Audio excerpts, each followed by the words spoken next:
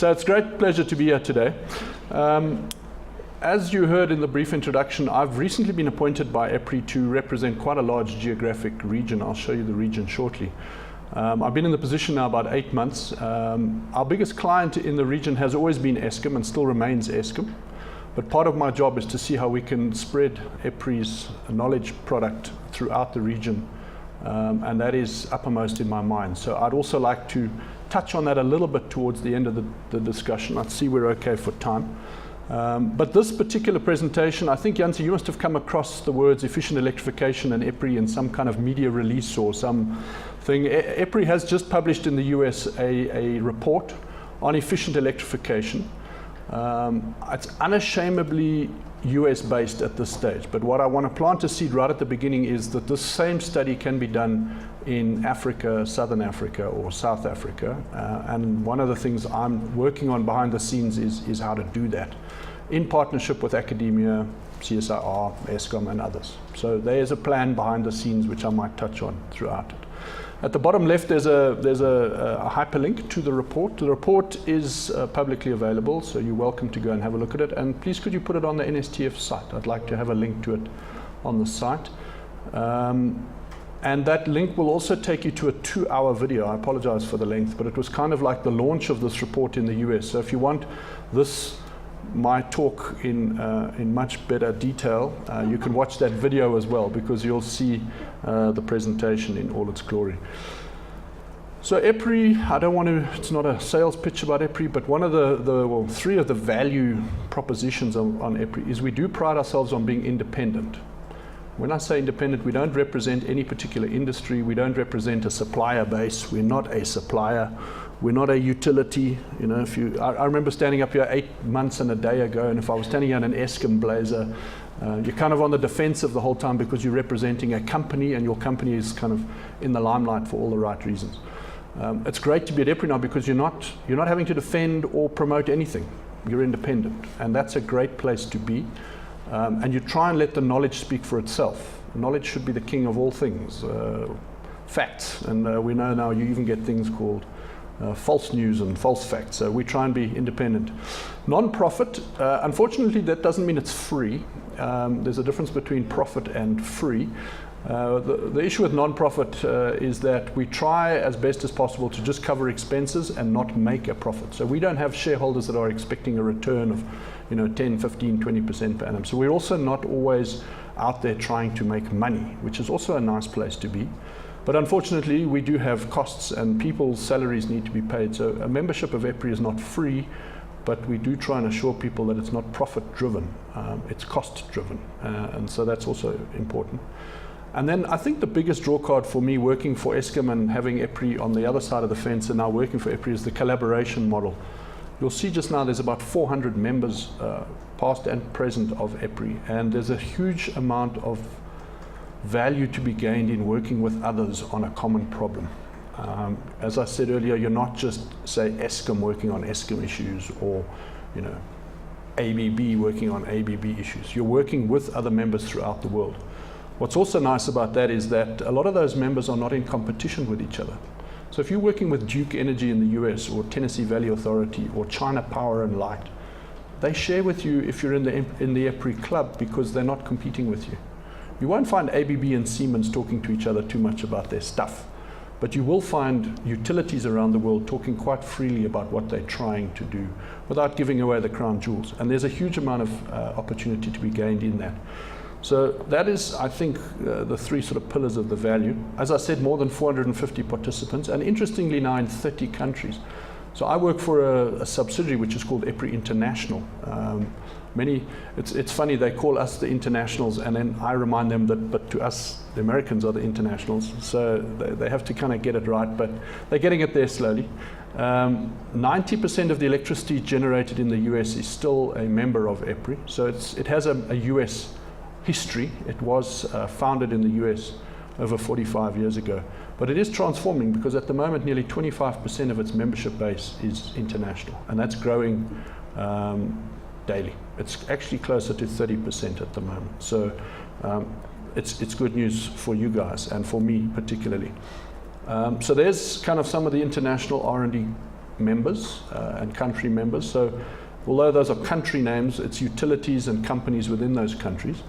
You'll see Africa there. Namibia's in blue. It's a bit of an old slide. We used to do some work with NamPower, but not anymore. And you can see, unfortunately, in Africa, it's just South Africa. So part of my job, I look after that Middle East zone as well, UAE, Saudi Arabia, Dubai, etc. Also Southeast Asia. I don't look after China and Japan. They have their own regional managers. And then Australia and all the way down to New Zealand. So part of my job specifically with Africa, because I have a staff member in Singapore who looks after that right-hand side, and I have someone in the Middle East who looks after the Middle East region. My role, and I would like to work closely with NSTF and a lot of the people in the room, is to try and get the blue stuff spread more into Africa. Now I say that and you might think, oh yeah, he wants to make more money for EPRI. It's not about that at all. It's about the knowledge base that EPRI can provide into Africa. And at the moment, the knowledge that's been provided by EPRI in South Africa recently, in the recent past, has been with Eskom. And Eskom has shared some of that knowledge quite openly.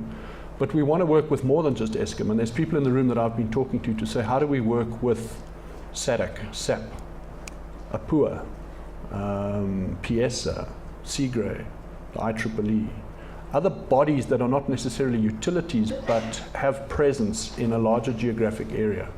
There are also funding agencies out there that would probably pick up a lot of the cost of such a venture, because by imparting knowledge in member countries, you're actually removing a lot of the barriers to entry for some of the activities like climate change mitigation, like renewable rollout, like clean coal activities. You remove some of the barriers because some of the barriers are knowledge-based barriers. And so if you impart knowledge, you remove some of those barriers, and people are willing to fund that exercise. So that's a talk all on its own, Jansi, at some other stage, is how do we grow, spread the love in Africa, so to speak. This is my big boss. This is Mike Howard. He was invited by Jansi to come and talk, and he sent me, so sorry about that.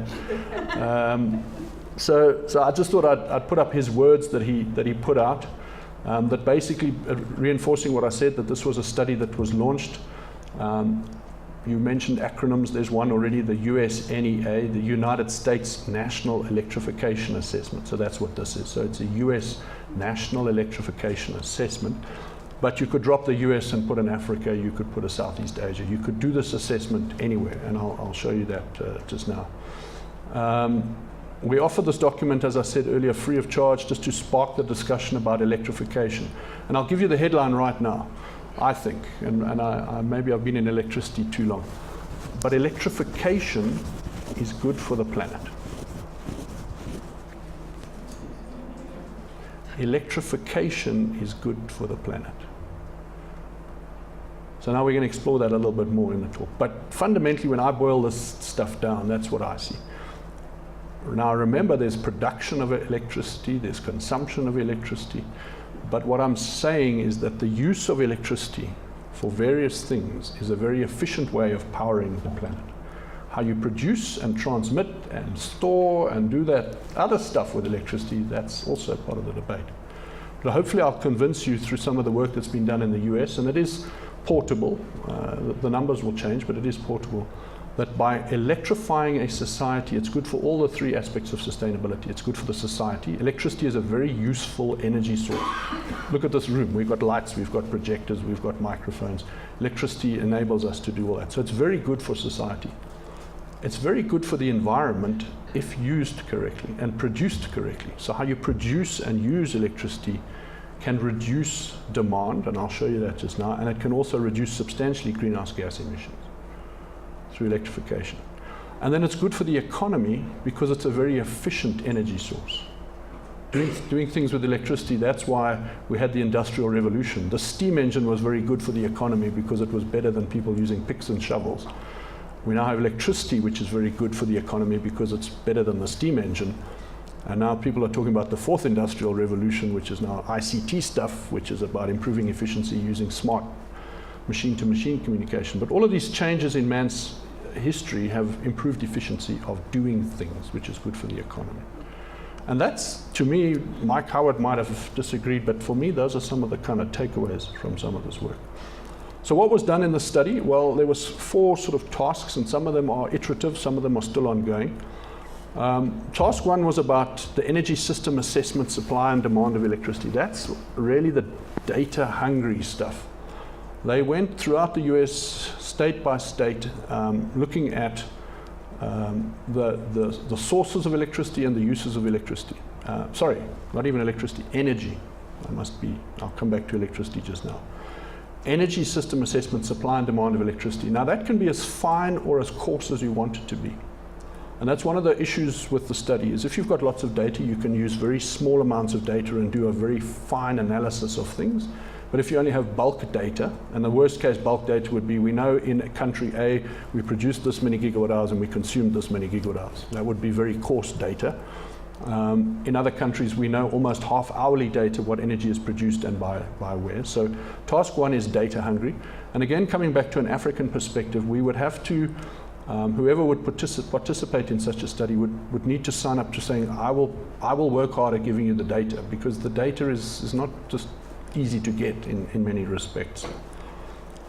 Task 2 kind of leads in quite nicely from the previous presentation, is around the greenhouse gas, sort of the effect on the environment, air quality. There's also water in there they don't mention, but the water, the air quality, the effect on the environment, all the gaseous emissions, etc. So there's now a layer of environmental impact that is studied at a state level. Now remember, again, being a US study, they talk about a state level, but we could do it at a province level, we could do it at a city level, we could do it at a country level. So it is geographically sizable. They do a high-level transmission impact assessment based on these demands and flows of energy supply and demand. And then at the task level 4, they look at a utility level. So it could be City of Joburg, it could be Eskom, it could be City Power or whatever. What does that mean for the actual utility? And who benefits is various players in those 4 levels. At a national level, you benefit if you're doing national energy planning. At a utility level, you might be doing the national strategy for the next 5 years for the utility, and you want to know what's the future or what does it look like for e-mobility or electric cars. So there's various levels, but there's 4 stages to this modeling process. The model that is used, many of you I think are familiar with the REGEN model, another acronym which stands for Regional Economy, Greenhouse Gas and Energy Model. Regional Economy, Greenhouse Gas and Energy Model. So you can hear in there the 4 pillars that I just showed you. So it's about the economy, it's about the greenhouse gas, it's about the flows of energy. And they look fundamentally at gathering data for, on the left-hand side, energy use, and on the right-hand side, energy generation. Again, I stress you can make that as fine or as coarse as you want. On the energy generation side in the US, they generally look at state-by-state levels.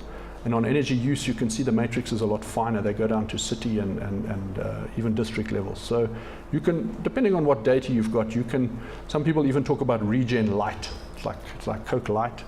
REGEN Light is where you don't have a lot of data, but you still want to do the modeling. REGEN sort of heavy is where you've got buckets and buckets of data. The good news in some respects is we did a REGEN model with Eskom about 3 or 4 years ago. So we've got some of that data. I think it needs to be re-looked at. But there is quite a lot of data available to do a regional REGEN analysis. And you'll see some of the things that would come out of such an analysis. The REGEN model breaks things down into 3 main use groups. There's the transportation use group, the buildings, and then industry. And agriculture is lumped with industry. In the US, they see agriculture as an industrial enterprise. Often in South Africa, agriculture is seen separately and maybe importantly. So this is the sort of the outputs of the energy consumption that the REGEN produces, and it's in 3 main categories. And I'm going to use these categories quite significantly throughout the presentation. So they look at bus and passenger rail, they look at aviation. Remember, this is an energy study, so you think aviation and electricity. No, it's about aviation and liquid fuels. They look at light commercial trucks, heavy trucks, freight rail, etc., shipping, military. Not sure where they get their military data from, maybe from the Russians, but anyway, they've got military data in there. And then they look at buildings. I was very pleased to hear that the previous presentation talking about building efficiency, because you'll see it figures strongly in the outcome. And then there's obviously industry, agriculture, construction, mining, etc., etc.